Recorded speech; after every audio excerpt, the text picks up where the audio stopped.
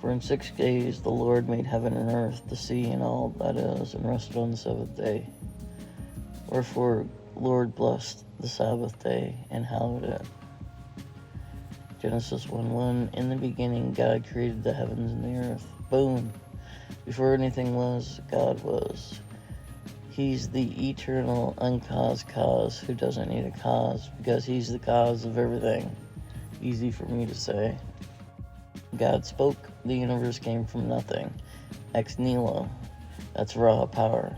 It means God isn't part of the cosmos. He's outside it, above it, before it.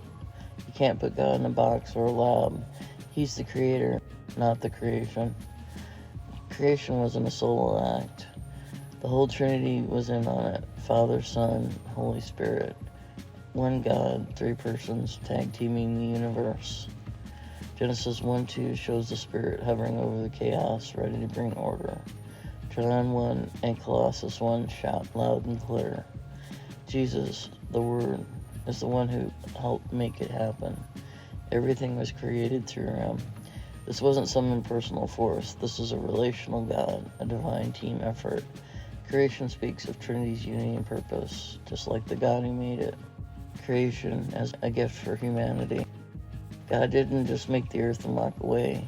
He created it like a master chef preparing a feast for his kids. Genesis 1:2 through 2:3 shows God using Asa, preparing, shaping the earth from existing stuff to make it livable. Air, water, food, beauty. It's all a gift for us to enjoy and steward. God set the table for humanity to thrive, not just survive.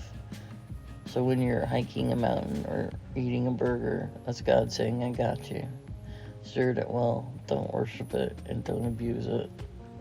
Literal 6-day creation. I know there's always a lot of dissent in this one from certain scientists. If evolution was true and it took billions of years to come about, 6 days obviously would be way too short. But there's a creator who made everything, and he's big and powerful enough to bring everything out of nothing.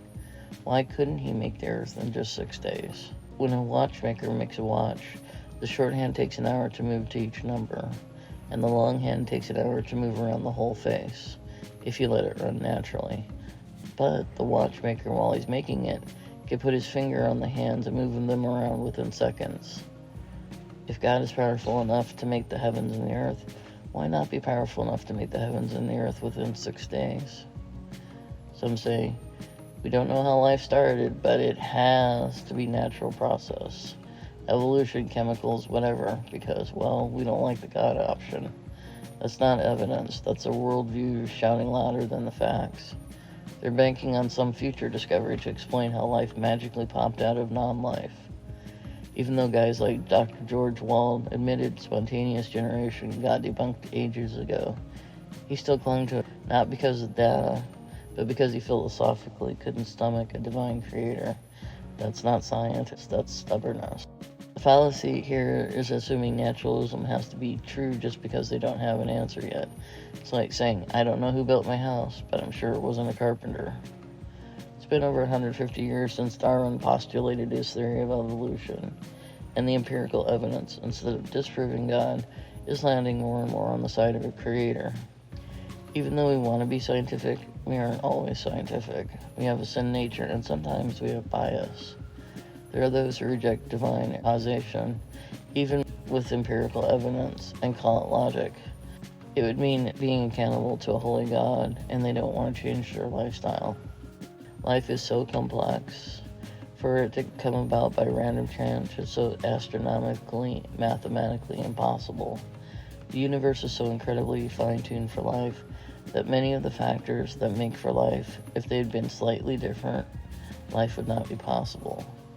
I go through some of these in my videos, Signs of Life, links in the description.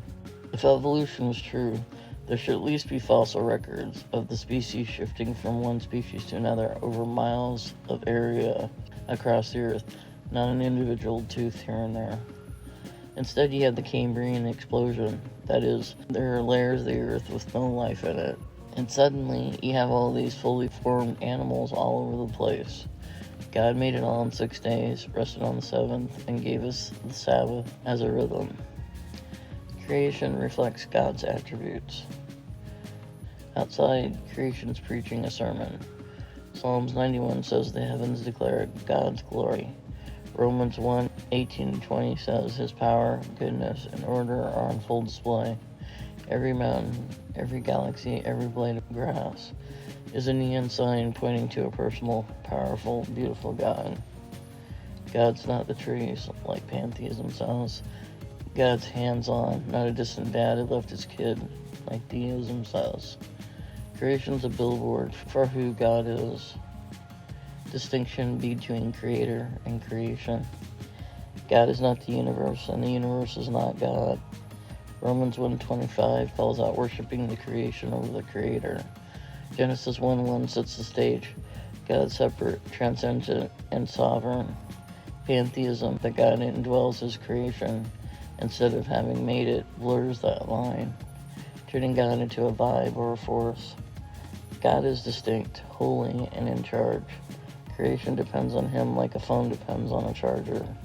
Get this wrong and your whole world is a mess. God gave us his word, the Bible, so we could know him and be grounded in truth. God made the world as a gift for us, and we're called to worship him, not the stuff he made. Human life is young. Humanity hasn't been around forever. Genesis 5, 10, and 11 give us genealogies tracing back to Adam, roughly 6,000 to 10,000 years. Some folks want to stretch it to fit evolutionary timelines, but the text and even some archaeological evidence line up with the young human race. God made us special, recent, and on purpose. We're not a cosmic accident or a monkey's cousin. We're made in the image of God and made to have a relationship with him.